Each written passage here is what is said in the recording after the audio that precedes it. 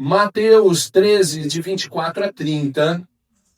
Mateus 13 é a parábola do joio. E nós estamos nessa série de parábolas, acompanhem. São as parábolas que Cristo nos propôs, que Cristo trouxe. Por que parábolas, né? E a gente vai ver isso no decorrer da série. Jesus lhe impôs outra parábola, dizendo: o reino dos céus é semelhante a um homem que semeou boa semente no seu campo. Mas enquanto todos estavam dormindo, veio o inimigo dele, semeou o joio no meio do trigo e foi embora. E quando as plantas cresceram e produziram fruto, apareceu também o joio. Então os servos do dono da casa chegaram e disseram: patrão, o senhor não semeou semente no seu campo, uma boa semente no seu campo? De onde então veio o joio? Ele, porém, lhe respondeu: um inimigo fez isso. Mas os servos lhe perguntaram: o senhor quer que a gente vá e arranque o joio? O dono da casa respondeu: não. Porque ao separar o joio, vocês poderão também arrancar com ele o trigo. Deixe que cresçam juntamente até a colheita. E no tempo da colheita direi aos ceifeiros: ajuntem primeiro o trigo e amarrem em feixes. Ajuntem primeiro o joio e o amarrem em feixes para ser queimado, mas recolham trigo no meu celeiro. Ajuntem primeiro o joio em feixes para ser queimado, mas recolham trigo no meu celeiro. Pula lá para o 36, que é a explicação dessa parábola. Então, despedindo as multidões, Jesus foi para casa e, aproximando-se dele, os discípulos disseram: explique-nos a parábola do joio no campo. Jesus respondeu: o que semeia a boa semente é o Filho do Homem, ou seja, ele mesmo. O campo é o mundo, a boa semente são os filhos do reino, ou seja, vocês, nós. O joio são os filhos do maligno. O inimigo que semeou é o diabo. A colheita é o fim dos tempos. E os ceifeiros são os anjos. Pois assim como o joio é colhido, o joio e jogado no fogo, assim também será no fim dos tempos. O Filho do Homem mandará os seus anjos que ajuntarão do seu reino todos os que servem de pedra de tropeço e que pratiquem o mal. Vou ler de novo. O Filho do Homem mandará que os seus anjos que ajuntarão do seu reino todos os que servem de pedra de tropeço e os que praticam o mal, e os lançarão na fornalha acesa. Ali haverá choro e ranger de dente. Então os justos resplandecerão como o céu no reino do seu Pai. Quem tem ouvidos, ouça. Senhor, nos dá esses ouvidos, Pai. Nos dá esses ouvidos para que nós possamos ouvir a Tua palavra, para que nós possamos ouvir o que o Senhor tem para nos dizer nessa parábola, assim como explicou aos Teus servos naquela noite, em casa. Aqui estamos, Pai. Estamos na Tua casa nessa noite para que o Senhor nos explique, nos mostre, nos direcione. E que, Senhor, nós não fiquemos perdidos ou tenhamos dúvidas da Tua palavra. Quem é, quem não é? Fala conosco, Pai, nessa noite.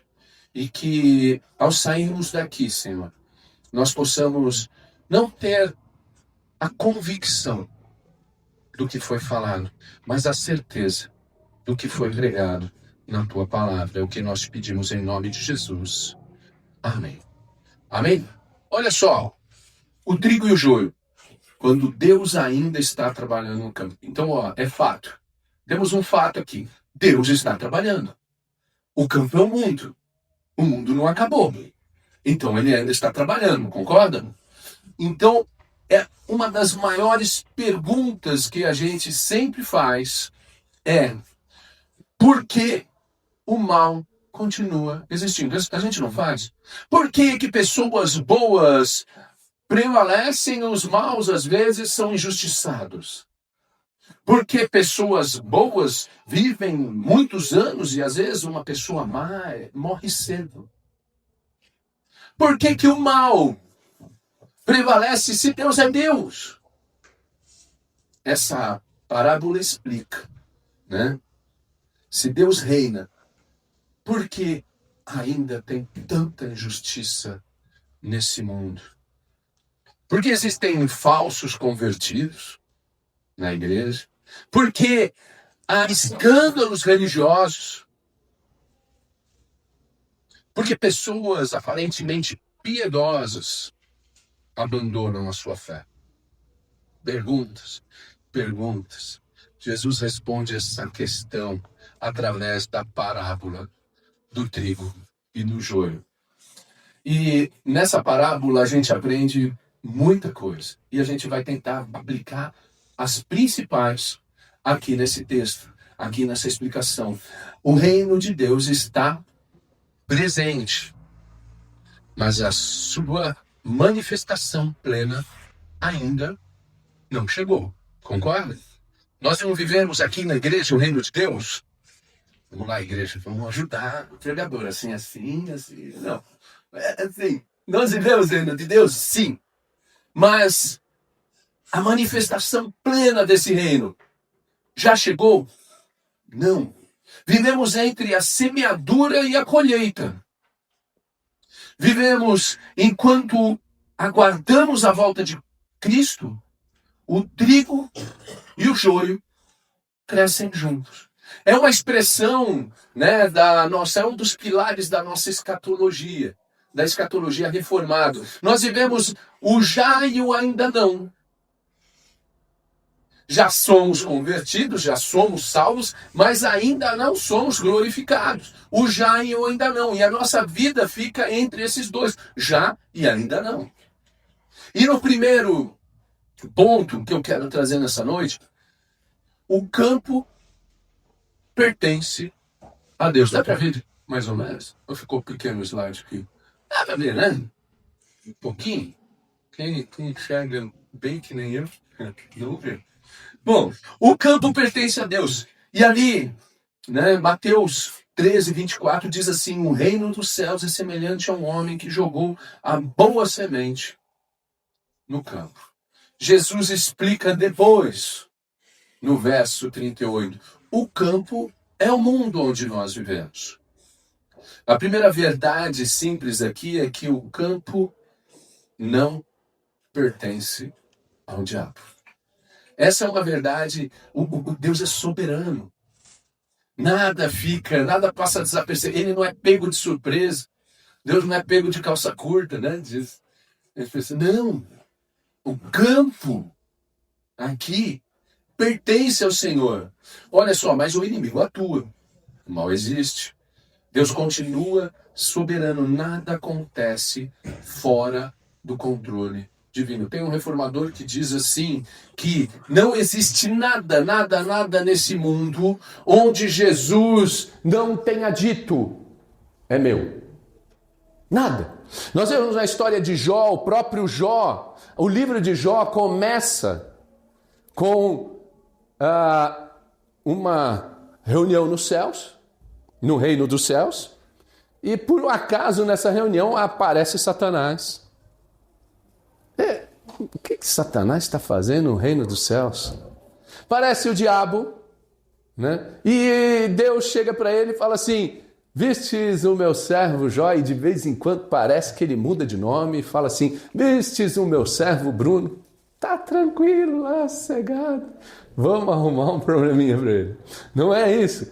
Mas a gente brinca, né? Aquela brincadeirinha de Adão. Olha Adão como tá tranquilo, botando, né, nome nos animais. Far-lhe-ei uma ajudadora. E aí Deus fez a esposa pra gente.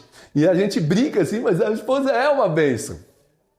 É a grande bênção, é a nossa metade, o nosso complemento, né? O homem não vive sem a mulher, assim como a mulher não vive sem o homem. Ponto. Isso é fato, isso é existência. A nova filosofia pode negar, mas a existência não, a partir do momento que nasce uma criança e uma família formada.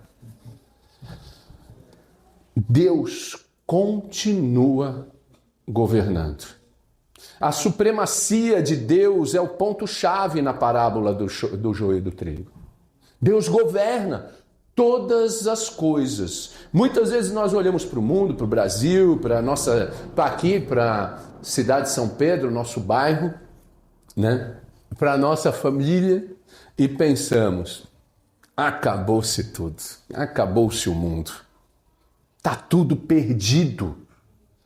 Porque quem não faz, escuta uma notícia ou vê alguma coisa e fala, não tem mais jeito, o mundo está perdido. Isso tudo a gente fala. Mas Cristo nos lembra, o campo ainda é dele. A igreja não está abandonada, a história não saiu dos trilhos. Deus não perdeu a mão. Ah, mas o crime organizado, a corrupção, isso tudo é fruto do pecado. O pecado que entrou na humanidade. E nós viemos nessa noite aqui, e uma das primeiras coisas que nós fizemos foi pedir perdão pelos nossos pecados. Daqui a pouco você vai ceiar, e a própria palavra te diz, analise o homem e a mulher a si mesmo, e veja se há algo mal. Esse analisar não é só a ciência dos pecados, é pedir que Deus traga à luz os nossos pecados. Vê se há mal em mim, Senhor. O Senhor continua conduzindo todas as coisas para o cumprimento do seu propósito. O propósito aqui é a redenção universal. Ele vai cumprir esse propósito. Quer o mal, quer o crime, quer quem quer que seja a pessoa mais rica dessa terra, o mais injusto dessa terra, tentar se opor a isso, ele não vai conseguir. Sabe por quê? Essa pessoa vai viver 80, se viver muito 90 anos de idade. E depois vai embora. E vai deixar tudo que ele acumulou, todo aquele legado do mal, tudo que ele fez, para uma pessoa que nem sabe se vai continuar fazendo o que ele fazia. O justo também. Isso daí é tratado, né, em Eclesiastes. Quando o pastor de Eclesiastes trata, né, as coisas debaixo do sol, e fala assim, o homem ajunta e por mais rico que ele seja, ele vai deixar às vezes para um tolo. Ele estava falando dele mesmo. Salomão estava falando dele mesmo, o homem mais rico daquela época da terra. Ele ia deixar para Jeroboão, que ia ser um governador tolo. A partir do filho dele, e a herança que ele deixa para o filho dele, ele destrói, ele divide as 12 tribos. Ele cria divisão entre o povo. Deus não perdeu a mão. Em segundo ponto, o inimigo sempre tenta imitar a obra de Deus. Você já percebeu isso? O diabo é repetitivo. E a gente é tão inteligente que a gente cai na mesma cilada 2, 3 vezes. Né? A gente cai na mesma armadilha.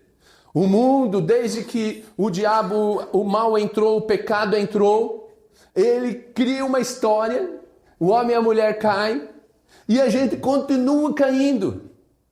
No mesmo conto do vigário, dizia, né, o poeta, eu não sou otário, né, eu que não caio no conto do vigário. Quando o Chorão falou isso daí, né, na música dele. Então eu não nasci otário, nasceu assim. A gente nasceu com esse negócio de esquecer. De esquecer que caiu no conto do vigário, que caiu na armadilha do inimigo e vai lá, esquece e cai de novo. Ele imita as coisas.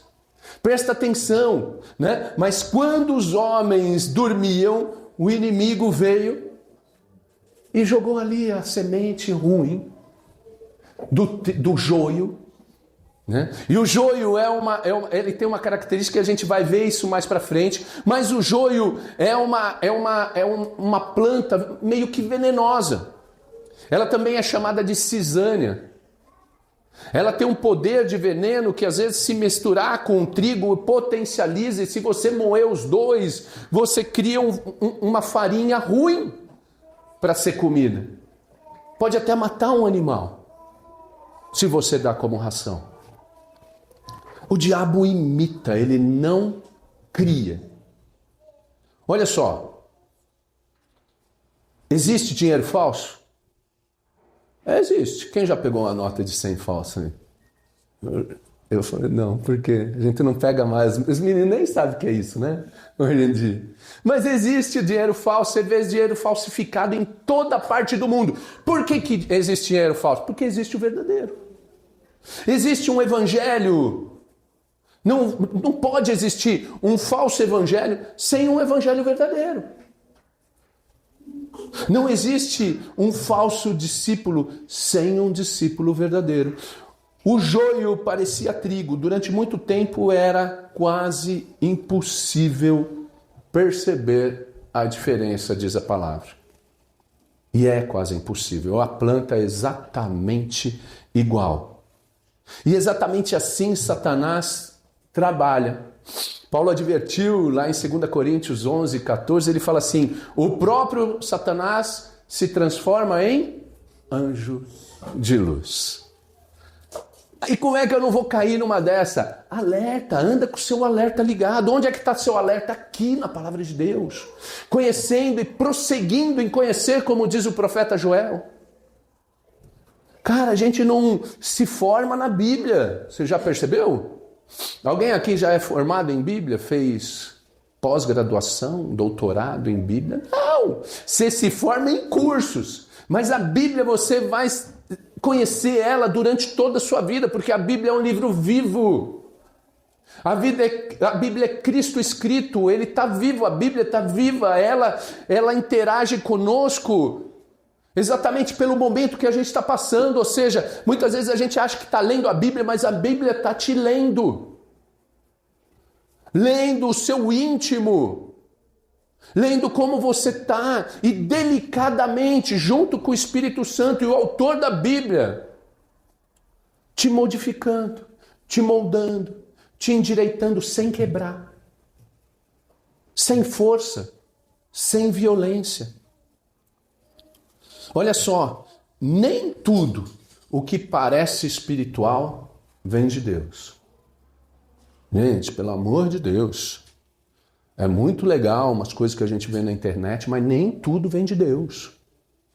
A gente vê uns absurdos aí, e pessoas que eram teólogos, são ainda, o cara não perde o título de teólogo, mas são teólogos que acabam se perdendo num momento, talvez por muita sabedoria e pouca prática, eu sei lá, ou pouca entrega, ou será que há muito conhecer a palavra e o pouco contemplar a Deus? Porque quando você mistura duas coisas, o trigo e o joio, você pode potencializar o veneno do joio, não o valor nutricional do trigo.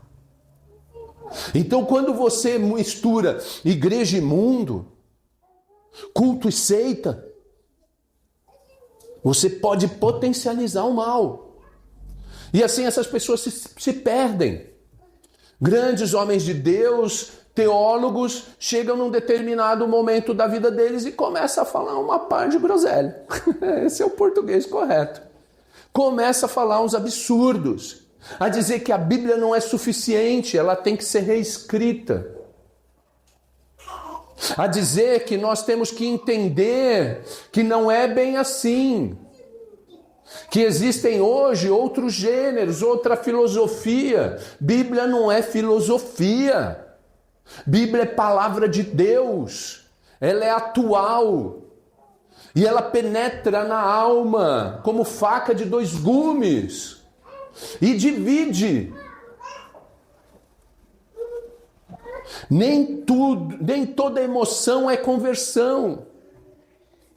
Eu, quando me converti há 26 anos atrás, quando eu tive um encontro com Cristo, eu me lembro que eu ia para a igreja e eu me converti em outra igreja. E aí eu ia para a igreja, eu via aquele povo empolgado, tinha uns shows naquela época e era legal para dedéu.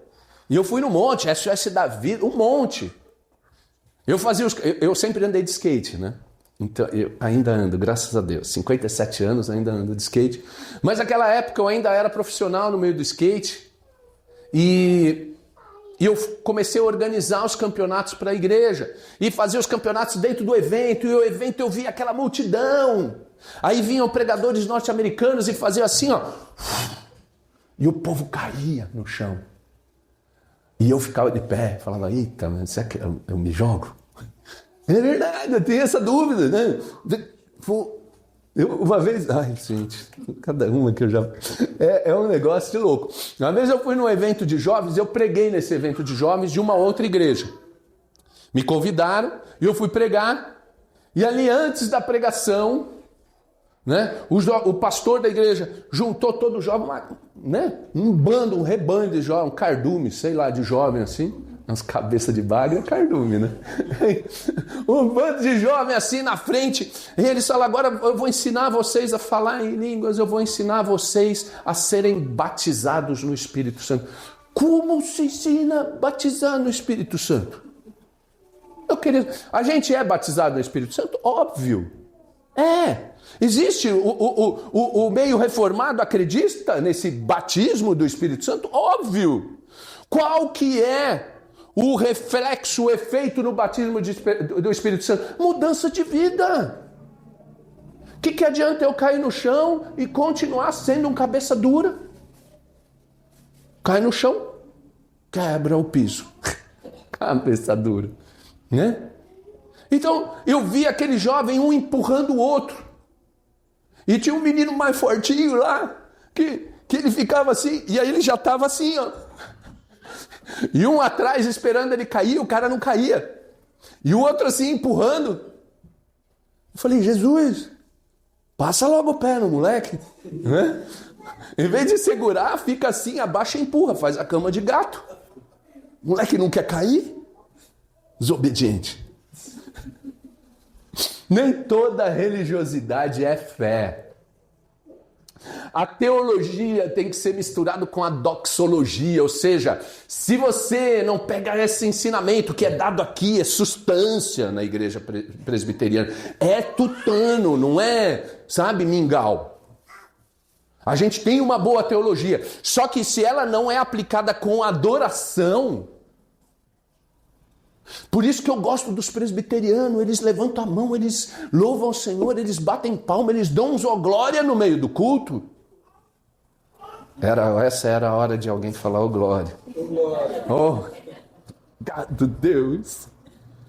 A gente não é sorveteriano, gente. Esquece, isso passou lá nos anos 90, ficou, era um tempo mais... Agora nós somos calorosos, quentes. É isso. Mas nós somos avivados. Como não? Acabou de dar uma glória aqui no meio do culto. Aleluia. Oh, Cristo. É verdade, gente. Aqui você pode bater palma, aqui você pode tocar bateria, dar glória. Se sentir arrepiado, sentir a emoção. Você pode chorar, você pode ajoelhar. E eu digo mais, você não pode, você deve. Esse louvor, o último, eu nunca tinha cantado e eu comecei a prestar atenção, porque a gente tem que prestar atenção no que a gente canta, no que a gente lê. Nem toda frequência na igreja significa um novo nascimento. Por isso precisamos de discernimento espiritual. Gente, maduros na fé. E maturidade não tem muito a ver, talvez, com a idade. A maturidade tem a ver com a experiência com Deus. Em terceiro ponto, o trigo e o joio crescem juntos. Ponto. Quer você queira, quer não, nós estamos no mundo, e o mundo, diz a palavra, jaz no maligno, jaz, mas não é. Benção, às vezes a gente confunde. O mundo é do diabo. Não. Então não assiste a Copa do Mundo. Entendeu, né? Piada boba. A Copa do Mundo. Então não. Não tem, o mundo é de Deus, mas ele jaz no maligno. Conhece a historinha do muro e do cara em cima do muro? Tinha um cara em cima do muro. E em cima do muro ele estava ali indeciso se ia para lá ou ia para cá, porque desse lado tinha os céus, um verdes pastos, um monte de pessoa, né, naquela planície verdejante, Jesus no meio daquele monte de pessoas, os anjos, e do outro lado o inferno. E aí quando ele olhava para aquele lado de lá, os anjos falavam assim, vem, a gente te segura, pode pular, desce daí.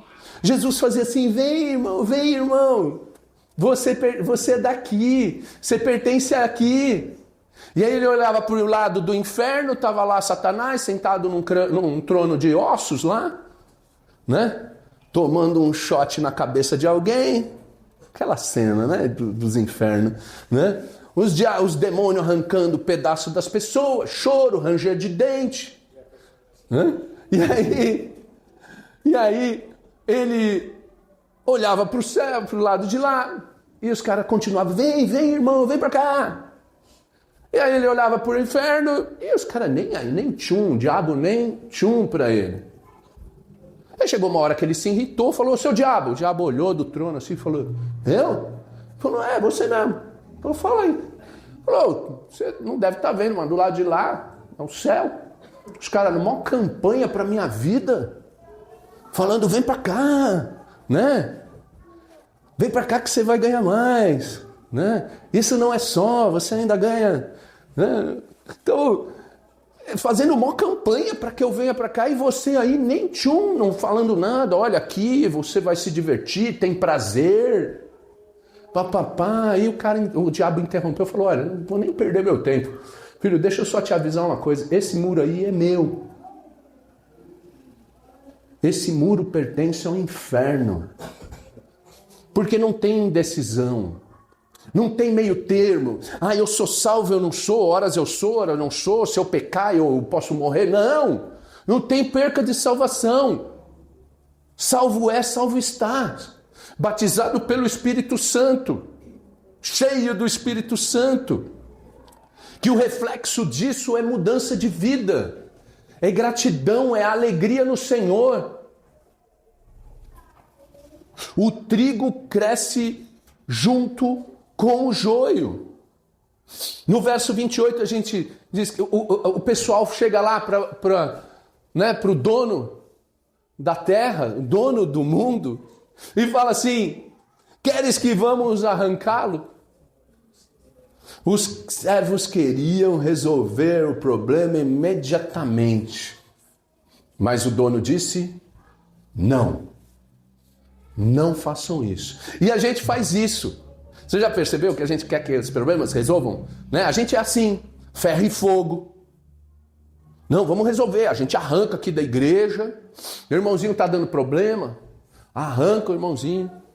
Aí vem um cara um pouco diferente, senta aqui, fica um pouco e depois vai embora. Não aconteceu isso hoje, mas tudo bem. Né? E tá tudo certo, eu acho um mal barato. O tiozinho chegou trincando na cachaça. Legal, é o lugar que ele tem que entrar de vez em quando. Talvez um dia ele fique, que nem eu fiquei. Né? E aí ele tava com uma perninha ruim, tadinho. Né?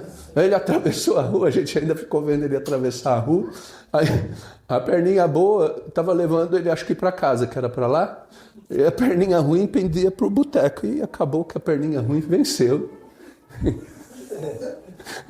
Ele foi, cambou pro boteco. Acho que é a inclinação da rua também, que ajuda. Bom, aí, e tá certo, aqui é o lugar dele. E deixa ele vir. E deixa eu vir. E deixa cada um de nós virmos. Aqui é lugar de gente torta, que está em tratamento. Não é lugar de gente perfeita. Tinha que ter em toda a placa, toda a igreja, que o pessoal não vai entender, né? Proibida a entrada de gente perfeita. Né? Por quê? Porque a igreja não é perfeita. Se um dia eu achar uma igreja perfeita, eu não entro nela. É porque eu vou estragar. Vou estragar o negócio, filho. Né?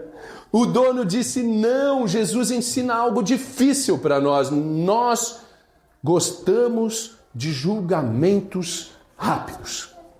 Vê aí. Não precisa nem julgamento. Ora. Olha que oração difícil para você fazer essa semana.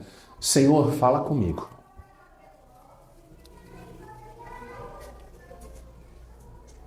E, Senhor, é isso. Você já parou para falar assim, Senhor, eu preciso ouvir a sua voz? Fala, não fala? E tu ouve? Tu não dá nem tempo. Você fala assim, Senhor, acho que o Senhor não escutou. Eu preciso ouvir sua voz. Deus? Alô? Câmbio? Né? Ele não dá tempo nem do cara falar. Porque a gente quer já. A gente quer que se consume as coisas. Senhor, eu preciso ouvir. A gente não para contemplar. Eu vou falar, Deus, eu preciso que você fale comigo. Eu preciso ouvir sua voz. E fica um pouco quieto. Mas não dá, porque a gente não consegue ficar muito tempo quieto. Tentando escutar a voz de Deus. E às vezes ele está falando e a gente está confundindo com a nossa voz. Cara, quieta-te. Né? Sabei que eu sou seu Deus, diz a palavra. Nós gostamos de separar todas as coisas. A gente separa tudo em dois grupos, já percebeu? Tudo na nossa vida a gente separa em dois grupos, principalmente na igreja, os bons e os maus, os salvos e os perdidos, os certos e os errados. A gente não separa em dois? Imagina aqui, não sei quem falou no começo do culto, imagina, acho que foi o Ever, falou assim, imagina se a gente tivesse a decisão de quem ia e quem não ia ser salvo. O mundo já tinha acabado. E aí quando você tem ciência, quando você fica mais velho e amadurece, você ia falar, nem eu devia estar nessa lista. Não devia. Imagina se Deus tivesse simplificado as coisas pra gente. Eu vou falar, eu vou mandar os caras já pra terra com uma tatuagem na testa, assim, né? Uns com 777 e outros com 666. Aí já sabe quem é de Deus, quem não é, né? Deus ia me mandar com 333, meio besta, só o número do meio besta. Aí, não tem. Como assim? A gente fica tentando descobrir. Ele tá. Porque o cara tá embriagado, veio, ficou 2 minutos e depois pendeu pro bar. Porque o cara é um dependente químico. Entra e sai da cadeia. Esse não tem mais jeito. A gente desiste das pessoas. Fácil. A gente já dá sentença, acusação a essas pessoas.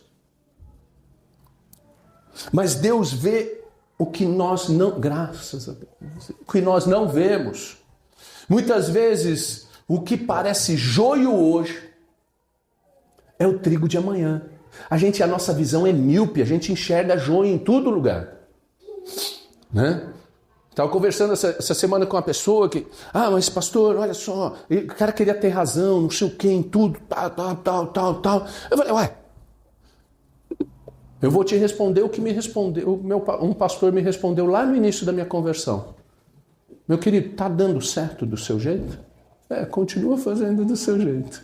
Então, né? Tá todo mundo errado e você tá certo. Não faz sentido, não é?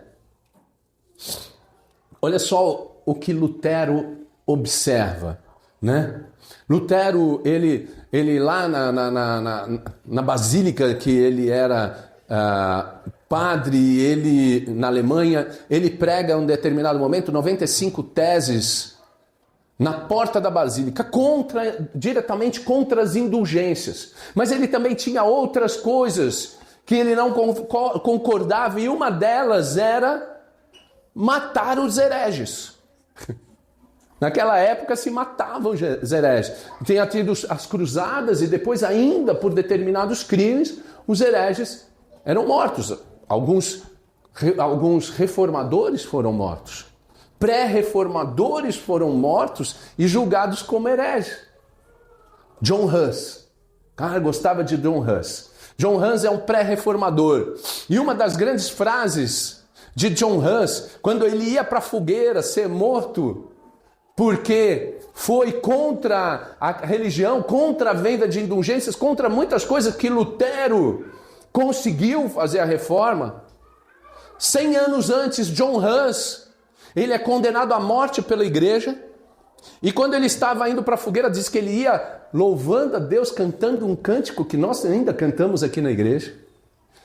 E lá ele falou assim, quando disseram as suas últimas palavras, ele falou assim: hoje vocês queimam aqui um ganso magro, porque ele era magrinho, né? Mas daqui a 100 anos cantará um lindo cisne. E aí vem Lutero. Homens e mulheres que foram mortos injustamente, ou mortos porque naquele momento ele não era uma boa pessoa. E Lutero fala assim, ele observa que arrancar prematuramente o joio seria eliminar as pessoas que ainda poderiam ser salvas pela graça de Deus. Uma aplicação prática para a nossa igreja aqui, Pedra Viva. Tá? Numa plantação, essa é uma plantação da igreja.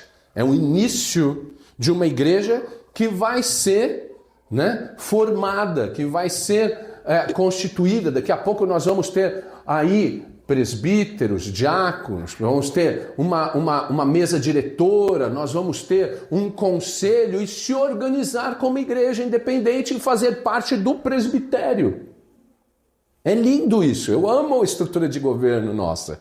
Amo, foi uma das coisas que eu me apaixonei quando cheguei na igreja. Então, em uma plantação de igreja, isso é fundamental. Olha só, aqui haverá pessoas maduras, mas também haverá pessoas confusas. E está tudo certo. Haverá pessoas feridas, haverá pessoas em processo de conversão e nós temos que respeitar isso, igreja. Nosso papel não é arrancar pessoas. Nosso papel é pregar o evangelho, discipular, amar, corrigir quando é necessário em amor e esperar a obra da graça. Tem uns que demora menos e tem uns que demora mais. E a gente tem que saber esperar. Quarto lugar, o trigo é conhecido pelos frutos.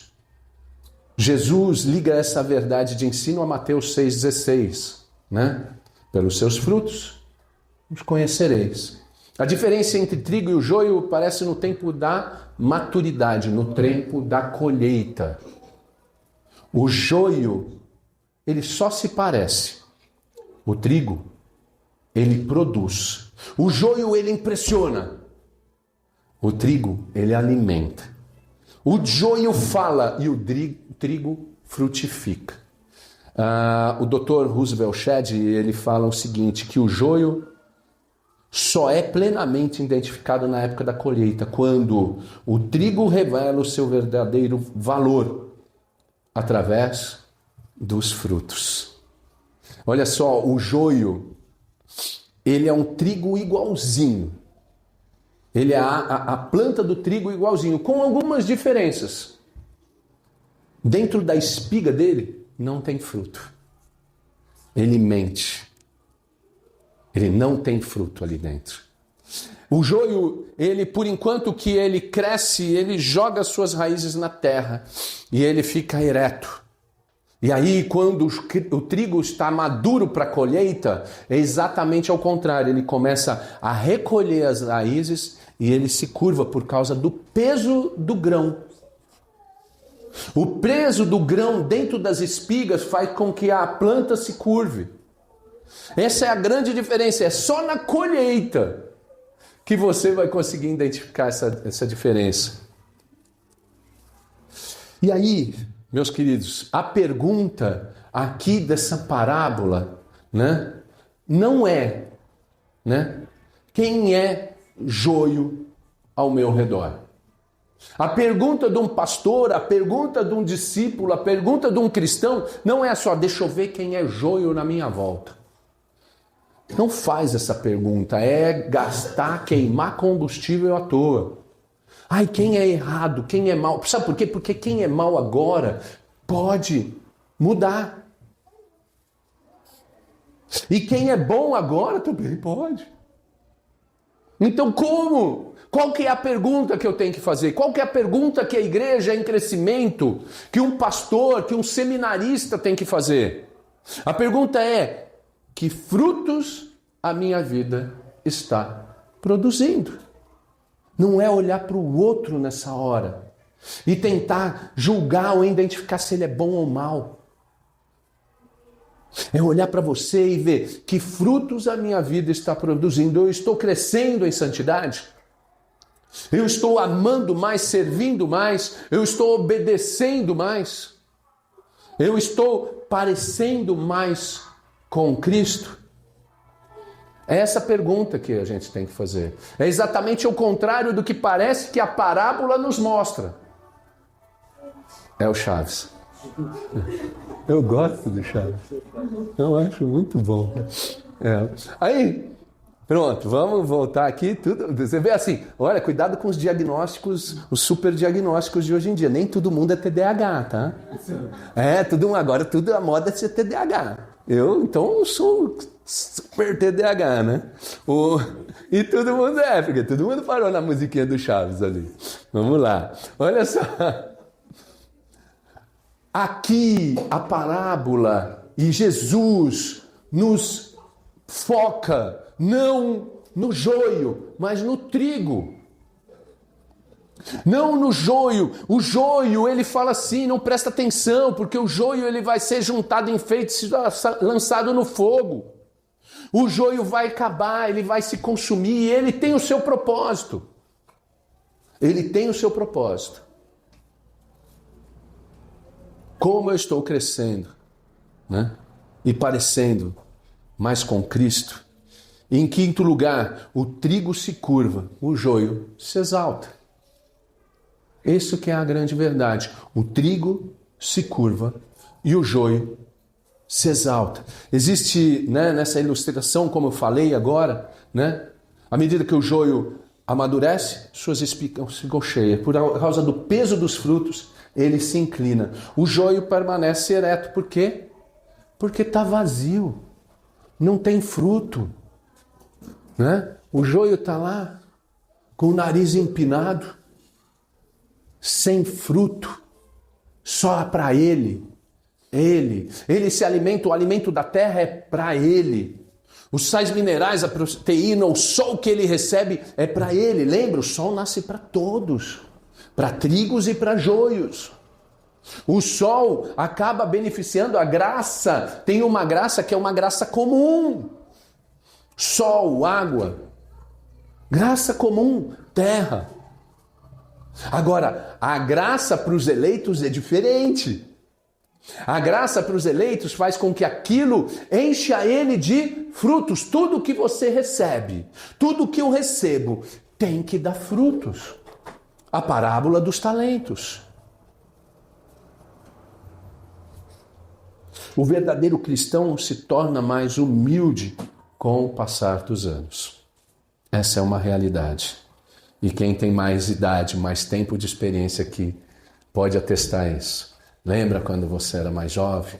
Lembra quando você tinha acabado de chegar na igreja? O pessoal chama isso de primeiro amor, né? Nós não temos um segundo amor, um terceiro amor. Nós continuamos no primeiro amor. É como reviver e aprender a amar o marido e a esposa depois de mais tarde, de mais velhos, de mais maduros. Não passa, não é outro amor, é o mesmo. Só que você vai procurar no jeito certo. Você vai entender, você vai escutar, você vai amadurecer. Uma das maiores evidências da graça não é o conhecimento. Como nós falamos, uma das maiores evidências da graça não é o conhecimento da palavra, o conhecimento das coisas, o conhecimento que você adquire. A evidência da graça é a humildade. A partir disso, você prossegue conhecendo. O orgulho é a marca do joio, mas a humildade é a marca do trigo. Em sexto e último lugar, a colheita está chegando, meus queridos. E eu não quero ser apocalíptico, mas já sendo, porque a palavra nos inclina a isso, nos indica isso. A colheita está chegando, a ceifa é a consumação dos séculos, no verso 39. A parábola termina olhando para o futuro. É uma parábola que nos faz olhar para frente. Cristo voltará, o julgamento virá e a separação acontecerá. Quer você queira, quer não. Essa divisão, essa separação do bem e do mal acontecerá. Do eleito, dos filhos da luz e dos filhos das trevas. Do trigo e do joio, é o que a Bíblia aplica. E não é porque ele... É porque ele é justo. E ele tem que ser justo com a sua palavra. Ele tem que ser justo com o seu plano de redenção que veio antes da queda. Ou você acha que ele elaborou? Aí deu ruim. Deu ruim lá no Éden. Eu não contava que Adão ia dar essa mancada comigo, mano. Desce lá às 6 horas da tarde e fala, pô, Adão, botava mó fé em você. Você acha que Deus... Tenta imaginar Deus com essa conversa com Adão. Pô, Adão, botava mó fé em você, irmão. Tu vai me dar uma mancada dessa, filho. Né? Falei, única coisa. 300 milhões de espécies, diversidade de plantas frutíferas que eu pus aqui para tu comer. E tu vai me comer? É que eu falo, não. Tu vai me negar. Pô, não conta. E agora o que eu faço, Adão? Imagina, você consegue imaginar Deus falando isso? E agora? E ele vira para Jesus ali e fala, e agora, filho? Deu ruim. Tu vai ter que descer uma hora lá e consertar essa bagunça. Né? Ele não fala isso. Ele conhece a criação. O plano de redenção, ele sempre existiu. O amor de Deus. E quando a gente fala de plano de redenção, você fala amor de Deus. Não é sabor, amor, né? É um amor de verdade. E dessa vez, meus queridos, quando se consumar as coisas, dessa vez vai ser perfeito. Não vai ter erro. Não vai ter dessa você pode comer, daquela não, desse jeito vai ser assim, daquele... Não, vai ser perfeito. Vai ser sem erros, sem injustiças, sem enganos. Agostinho dizia que os anjos não erram na colheita de Deus. Eles não vão errar. Fica tranquilo. Eles não erram na colheita de Deus. Você não vai passar batido. Ih, rapaz, eu não estava tão bem assim na hora da minha morte. Pode ser que eu vou para a casa do chapéu agora. Não é nada. Os anjos não erram. Eles não arrancam. Ali o Deus está preocupadíssimo que não haja erro. Que não caia nem sequer um grão de semente do trigo no chão. Não há desperdício no reino. Zero desperdício. O que hoje está oculto vai ser revelado. O que hoje parece igual será separado. O joio para o fogo e o trigo para o celeiro. Gente, a gente tem cara de celeiro, filho. Mesmo que, né? A gente tem cara de que vai ser juntadinho no celeiro, gostosinho, né? Aquele celeiro que Deus preparou para a gente. O reino dos céus é o que Ele tem prometido para cada um de nós. Essa parábola nos ensina 3 grandes verdades. 3 grandes verdades nessa parábola. Deus continua soberano sobre o campo. Deus continua absolutamente soberano no mundo. Nada fugiu do seu controle. Segundo, o nosso papel não é julgar os corações. A gente não consegue julgar nem o nosso, não é verdade? Você consegue? Consegue não. Né? A palavra diz que o coração do homem é enganoso. A gente não consegue nem lidar com o nosso, vai querer lidar com o do outro. Nosso papel é amar, evangelizar e discipular pessoas. Discipular pessoas. Pai, mãe, vocês têm um filho. Discipulem o seu filho. Vocês têm um irmão. Discipulem o seu irmão. O seu cônjuge. Ora, discipulem ele. Por que não? Discipular é caminhar junto na palavra de Deus. Vamos, discipulado é aquele que pega pela mão e vai junto. Não é aquele que mostra o caminho, que aponta a direção. Esse daí é outro. Não é o vendedor de pacote de viagem. Vendedor de pacote de viagem, ele promete, chega lá na viagem, às vezes não é bem aquilo que ele prometeu. Não, é o guia turístico, que chega lá na viagem e salva a viagem. Vem cá que eu vou te apresentar as maravilhas. E isso começou assim, aquela família veio para cá e ele te conta os detalhes. Isso é discipulado.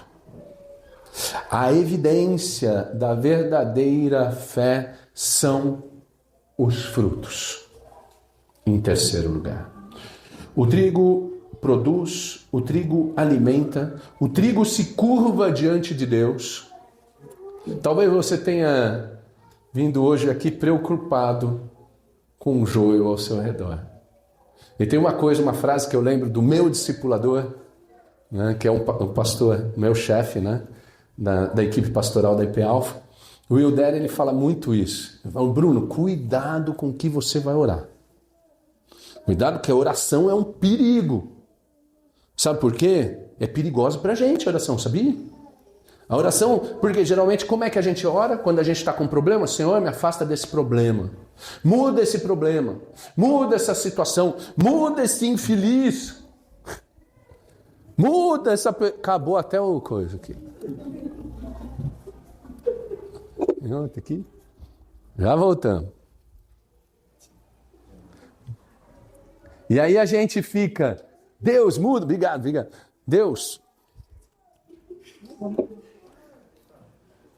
Aí, quando bate, você tem que consertar as coisas, mano. É só bater. Desde pequeno eu conserto assim. Aí, olha só, a gente pede para Deus mudar as coisas. Deus muda o infeliz, muda a situação, tira eu desse lugar, muda. E Deus faz o quê? Ele muda você. Ele muda eu. Ele não muda tudo em volta. Ele muda a gente. Então cuidado na hora que você está orando, porque ele pode estar te modificando. É difícil, né? Jesus quer que você olhe primeiro para o seu próprio coração. Você está apenas perto do reino? Faz essa pergunta para você mesmo. Com sinceridade, não precisa responder para o outro. Você está perto. Perto não é suficiente. Perto não é dentro. Perto é em cima do muro. Perto não é o bastante. Você realmente pertence ao reino, você apenas parece trigo. Porque se a pessoa não dá frutos nesse sentido, e eu não estou só falando de evangelismo e buscar vidas, se você não está frutificando, talvez você pareça trigo. Ou está produzindo frutos dignos de arrependimento. Batismo no Espírito Santo é mudança de vida. Arrependam-se. A boa notícia é que Cristo morreu justamente por nós, os pecadores. Todo aquele que se arrepender e nele crer, será transformado pela graça. E que a nossa querida igreja, a Igreja Presbiteriana Pedra Viva, seja uma igreja cheia de pessoas imperfeitas, assim como nós, mas transformadas pelo Evangelho e crescendo juntos até o dia da grande colheita.